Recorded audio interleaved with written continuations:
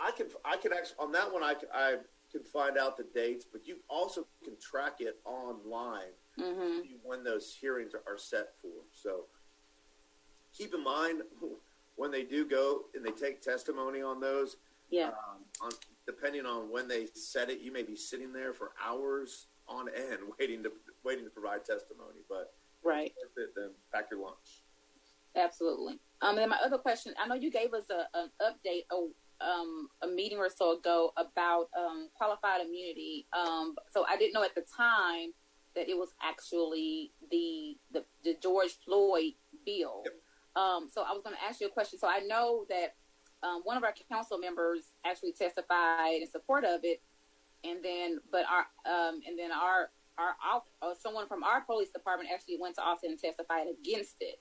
So I wanted to know, what are the details in that actual bill? Because you only mentioned qualified immunity, but that George Floyd bill is a lot of different things. So what is it?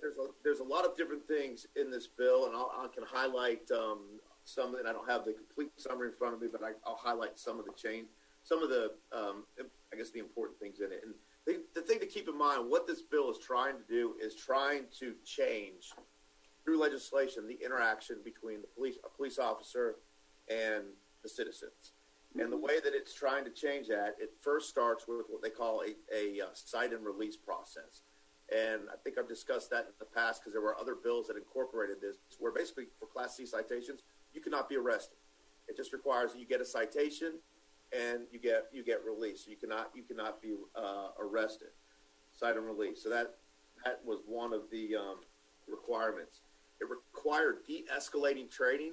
Many police officers already have that in place.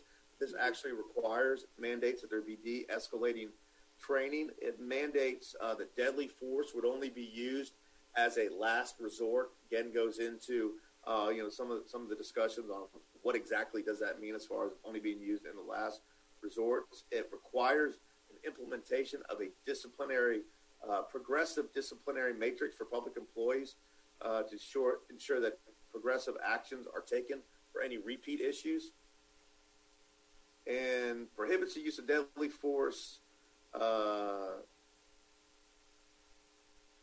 any type of deadly force that would impede the normal breathing or circulating of the blood of the person by applying pressure to the person's throat or neck by blocking the person's nose or mouth. And as we know, most policies, a lot of police policies, don't allow for that type of force to be used, but there are some that either are silent on it or do allow for it. And let me see if I missed any here. Obviously, it does take away some of the immunity defenses available for police officers, which would have an effect on the cities. And that's also the one that requires police officers to intervene. Police officers can't idly stand by. They're required to intervene when they believe that there is a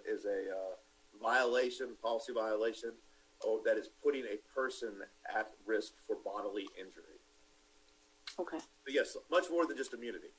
Okay, thank you for that, because I know you only mentioned the immunities. I'm like, so the fact that we went and testified against that, I'm like, what in there will we be against? So what is the exact bill number for that one? So I want to track that. It is House Bill 88. Okay. And that's in committee. It's left in committee. So down watch it, see if it comes out. All right, thank you. That's all that I have at this point. Yeah, thank you, Mr. Burkett. If I can add the hours that it takes to testify, as you said. So for the George Floyd Act, it was about 18 hours of testimony over 2 days. And council and residents listening, if you ever want to virtually testify, you can. You just have to, there's no way to know when they're going to call your name.